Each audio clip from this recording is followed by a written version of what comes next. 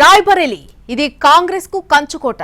మరి ఈసారి ఆ కోట చేతిలోనే భద్రంగానే ఉందా? బరేలీ బరిలో ఈసారి కమలం వికసించబోతుందా? రాయ్బరేలీలో పబ్లిక్ పల్స్ ఎలా ఉంది? ఈసారి జనం ఓటు ఎటువైపు మళ్ళింది? రాయ్బరేలీ దాదాపు 7 దశాబ్దాలుగా గాంధీ కుటుంబం హవా ఇక్కడ కొనసాగింది.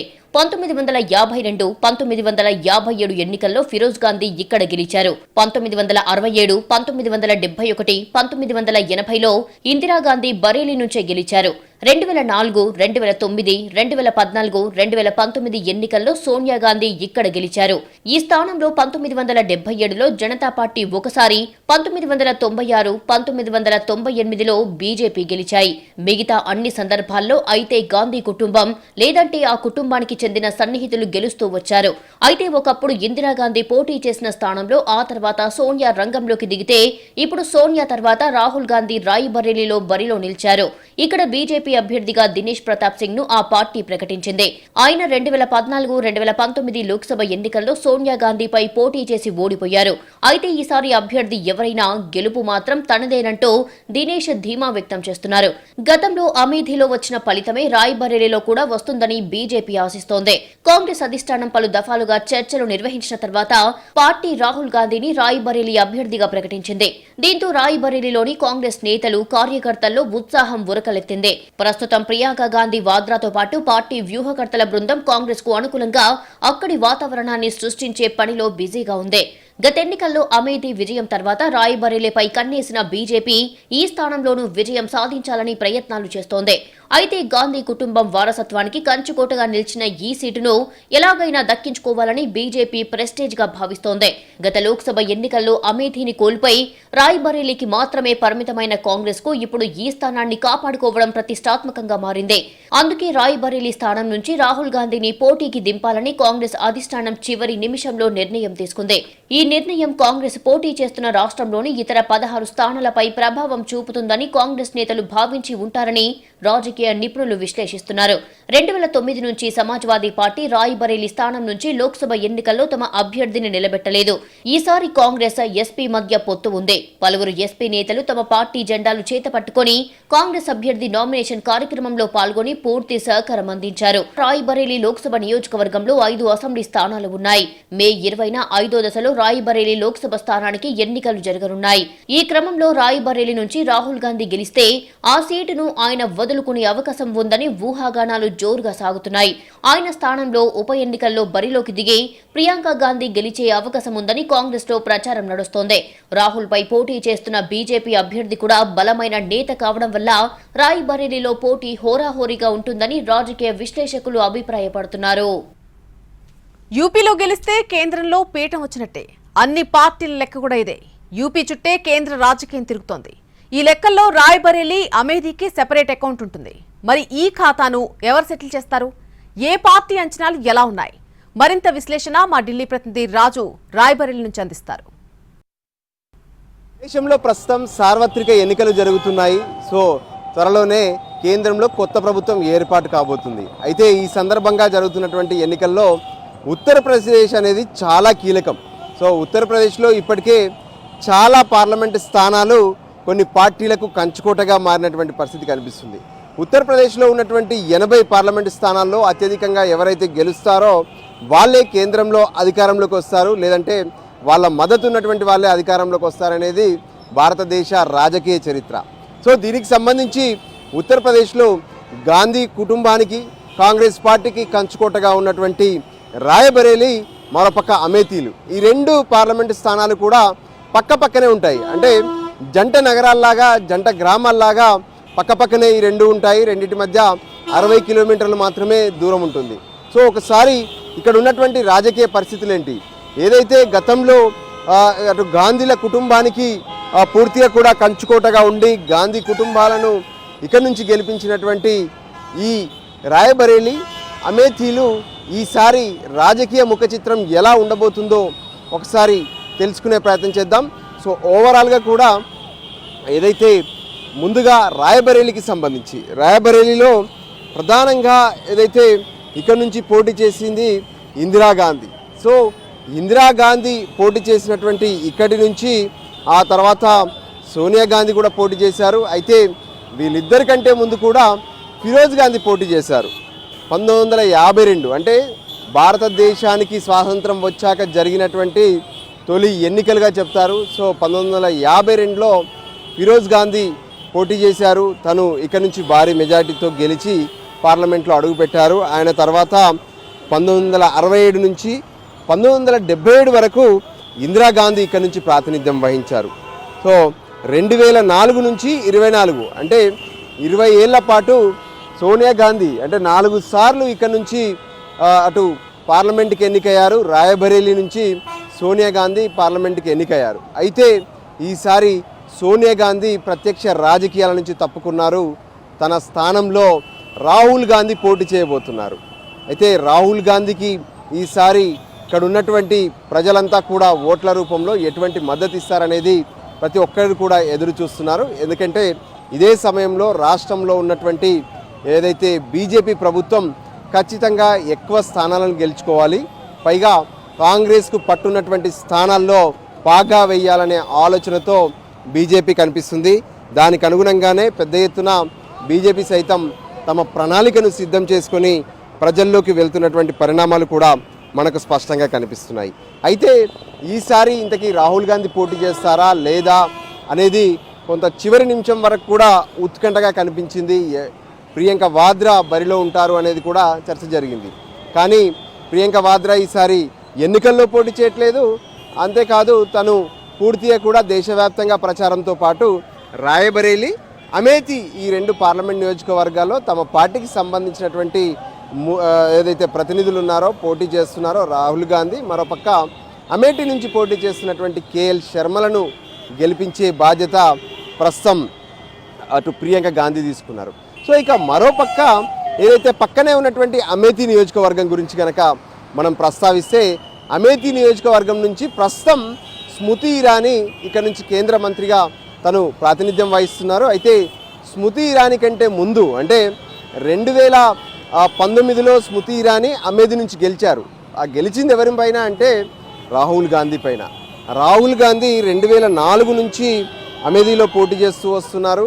అయితే ఎప్పుడైతే 2014లో స్మృతి ఇరానీ తొలిసారి తను అమేథీ నుంచి పోటీ చేసింది. అయితే మొదటి ఎన్నికలో స్మృతి ఇరానీ ఓడిపోయింది. రాహుల్ గాంధీ గెలిచారు 55,000 ఓట్ల మెజార్టీతో. అయితే ఈసారి ప్రత్యేకంగా అంటే అమేథీ అనేది కూడా ఎందుకు కాంగ్రెస్ పార్టీకి కంచుకోటగా మారింది అంటే ఏదైతే దేశానికి సంబంధించి కీలక నేతలుగా ఉన్నటువంటి అంటే గాంధీ కుటుంబంలో కీలక నేతలుగా ఉన్నటువంటి సంజయ్ గాంధీ అంటే రాజీవ్ గాంధీ రాజకీయాల్లోకి రావడానికంటే ముందే సంజయ్ గాంధీ రాజకీయాల్లో ఉన్నారు. సో సంజయ్ గాంధీ మొదట పోటీ చేసినటువంటి నియోజకవర్గం పార్లమెంట్ నియోజకవర్గం అమేథీ. సో అమేథీలో సంజయ్ గాంధీ పోటీ చేశారు. ఆ తర్వాత జరిగినటువంటి పరిణామాల తర్వాత రాజీవ్ గాంధీ అమేథీ నుంచి బరిలోకి దిగారు. సో రాజీవ్ గాంధీ తర్వాత మరికొంతమంది కాంగ్రెస్ నుంచి పోటీ చేశారు, గెలిచారు. అమేథీ కూడా అటు ఏదైతే ప్రత్యేకంగా కాంగ్రెస్ పార్టీకి కంచుకోటగా మారుతూ వచ్చింది. అయితే రాహుల్ గాంధీ కంటే ముందు సోనియా గాంధీ 1999లో అమేథీ నుంచి పోటీ చేశారు, గెలిచారు కూడా. కానీ ఆ తర్వాత తను ప్రాతినిధ్యం వహిస్తున్నటువంటి అమేథీ నుంచి తను తప్పుకొని ఏదైతే రాయబరేలీకి సోనియా గాంధీ వచ్చారు. సో సోనియా గాంధీ రాయబరేలీకి రావడం అమేథీని ఎక్కడైతే రాహుల్ గాంధీకి అవకాశం ఇవ్వడం జరిగింది. అయితే రాహుల్ గాంధీ 4 సార్లు పోటీ చేశారు, 3 సార్లు మాత్రమే గెలిచారు. ఒకసారి స్మృతి ఇరానీ పైన ఓడిపోవడం జరిగింది. సో ఇప్పుడు రాహుల్ గాంధీ మళ్ళీ అమేథీ నుంచి రాయబరేలీకి వచ్చారు. సో ఏ విధంగానైతే గతంలో తన తల్లి సోనియా గాంధీ తప్పుకున్నటువంటి సీటు నుంచి రాహుల్ గాంధీ అమేథీలో ఏ విధంగానైతే పోటీ చేశారో 2004లో ఇప్పుడు ప్రత్యేకంగా ఏదైతే ఈసారి రాయబరేలీలో తన తల్లి మళ్ళీ ప్రత్యక్ష రాజకీయాల నుంచి తప్పుకుంటూ రాజ్యసభకు రాజస్థాన్ నుంచి ఎన్నికయ్యారు.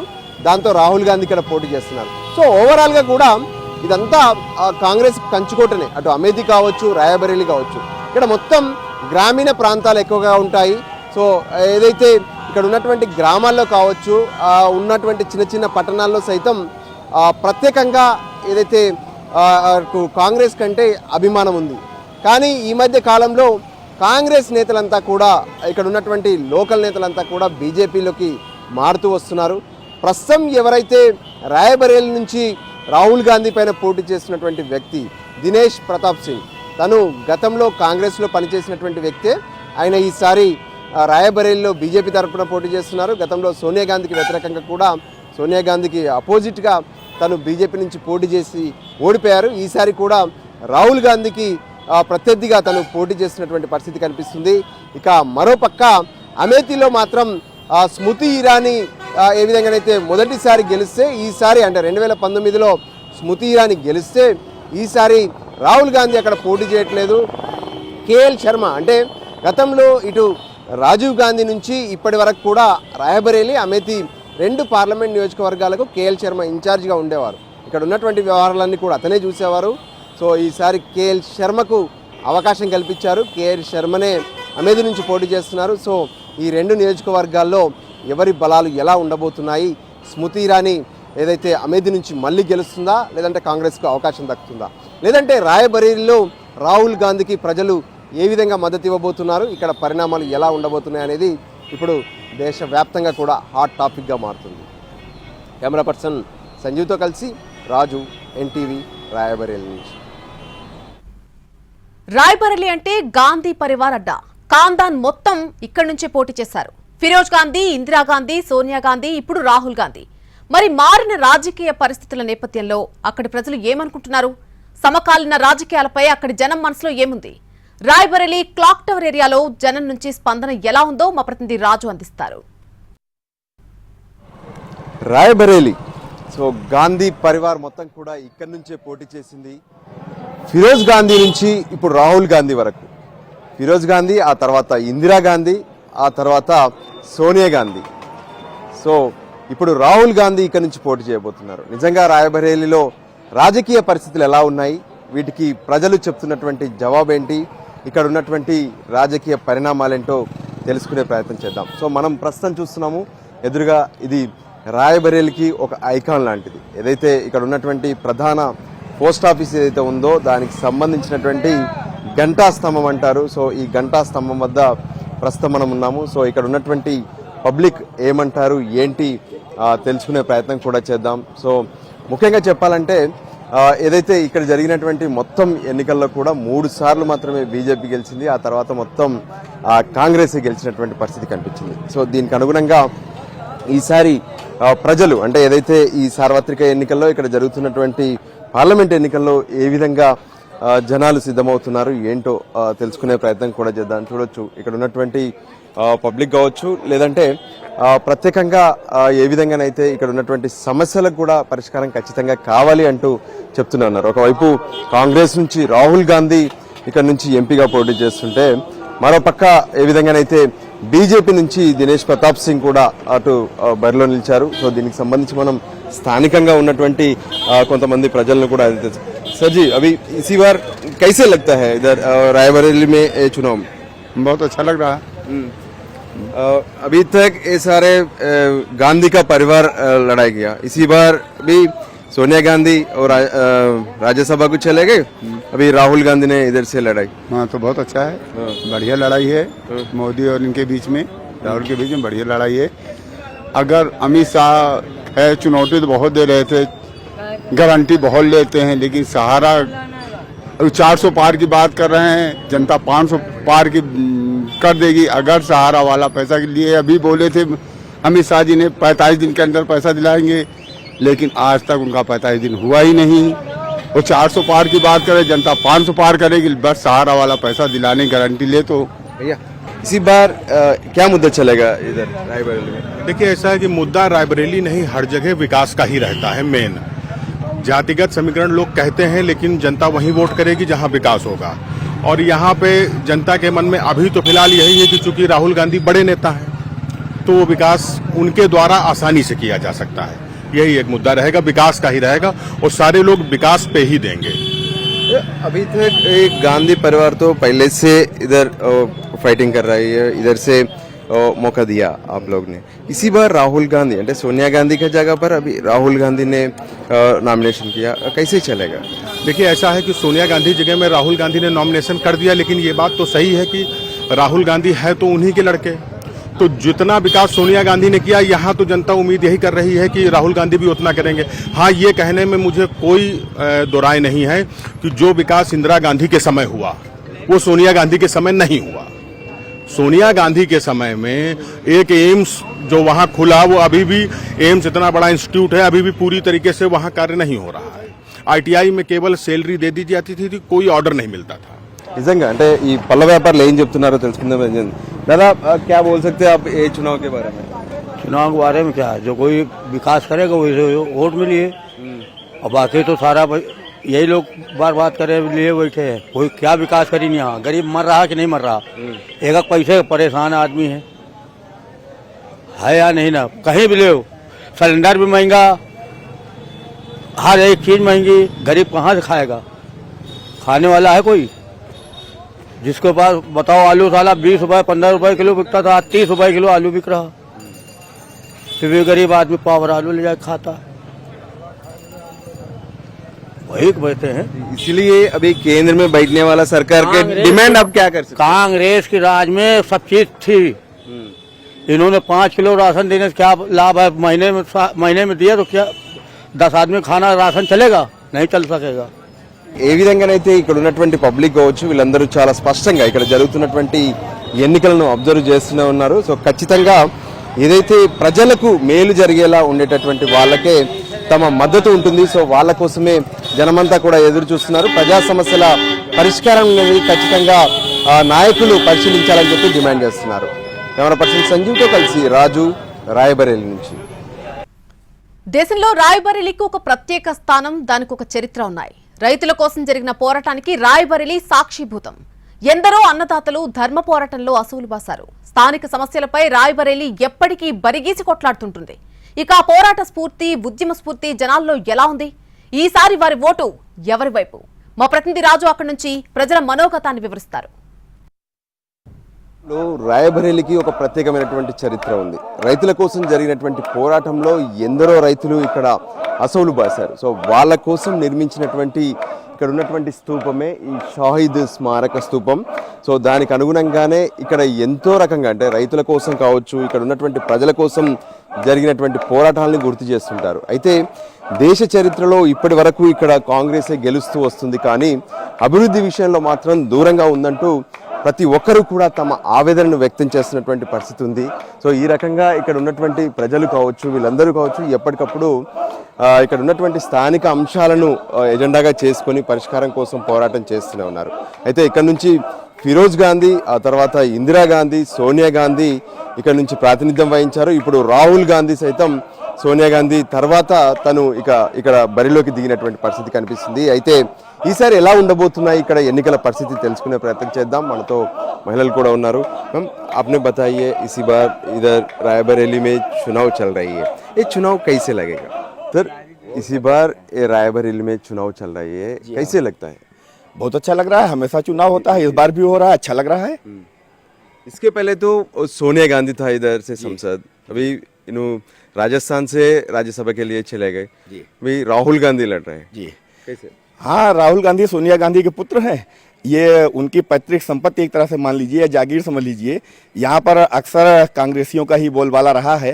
पिछली बार सोनिया गांधी को टक्कर देने के लिए यहाँ से दिनेश सिंह खड़े हुए थे। उनके स्थिति को देखते हुए, उनके वोट मार्जिन को देखते हुए भाजपा ने इस बार उन पर फिर दांव आजमाया है। सर, आप ये चुनाव को कैसे देखते? चुनाव को बहुत अच्छे देखते हैं। चुनाव का तो माहौल चल ही रहा है। इसको देखते हुए जो है कि कांग्रेस और भाजपा जो है मेन मुख्य दो ही पर हैं।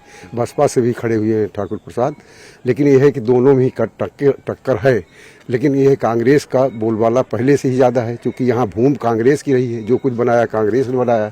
विकास के दृष्टिकोण से देखा जाए तो कांग्रेस ने यहाँ बहुत कुछ किया, पहले कुछ भी नहीं था। जो है हम तो यहाँ पर आए थे जब नौकरी करने, तो घंटा घर पर जो गधे बैठते थे, यहाँ की वो उस समय की बात है। लेकिन आज देखिए, देखो कितना बढ़ गया। ITI खुली, ये RGPT खुली, आपका रेल कोच खुला, एम्स खुले, NTPC खुली। तो जो भी हुआ ये कांग्रेस की देन है। अब आगे देखो 10 साल तक भाजपा रही है, लेकिन उस ढंग से विकास हो नहीं पाया। अब यहाँ जैसे पार्क में बहुत से पैसे आए भी, कुछ काम हुए भी हैं, लेकिन यह साफ सफाई जैसे माली लगा था, यहाँ पर सब कुछ फूल पौधे लगे थे, लेकिन अब वो सब चीज़ें मालिक पैसा नहीं मिलता था, वो चला गया। अब वो साफ सफाई भी नहीं है, इसलिए व्यवस्था जो है इस समय विकास के दृष्टिकोण से देखा जाए तो अवरुद्ध है। ఇది ఇక్కడ ఉన్నటువంటి జనం చెప్తున్నటువంటి అంశాలైతే ఎన్నో ఉన్నాయి. ప్రత్యేకంగా ఏదైతే ఇక్కడ ఉన్నటువంటి షాహిద్ స్మారక స్తూపం దగ్గర ఉన్నటువంటి పరిస్థితులు కావచ్చు, పెద్దలందరూ కూడా ప్రతిరోజు ఇక్కడికి వస్తారు. ఏదైతే రాయబరీలో జరుగుతున్నటువంటి ప్రతి అంశాన్ని కూడా వాళ్ళు ఏ అంశాన్ని కూడా తేలికగా తీసుకోవట్లేదు. సో గతంలో జరిగినటువంటి అభివృద్ధి కావచ్చు, ఇప్పుడు కొన్ని విషయాల్లో జరుగుతున్నటువంటి అలసత్వం కావచ్చు, ఇటువంటి అంశాలన్నిటిపైన కూడా మేము ఫోకస్గా ఉన్నాం. సో ఖచ్చితంగా సరైనటువంటి నాయకుడినే పార్లమెంటుకు పంపించేందుకు మేమంతా సిద్ధమవుతున్నామని చెప్పి స్పష్టంగా రాయబరేలీ ప్రజలు చెప్తూనే ఉన్నారు. కెమెరా పర్సన్ సంజీవ్తో కలిసి రాజు, ఎన్టీవీ.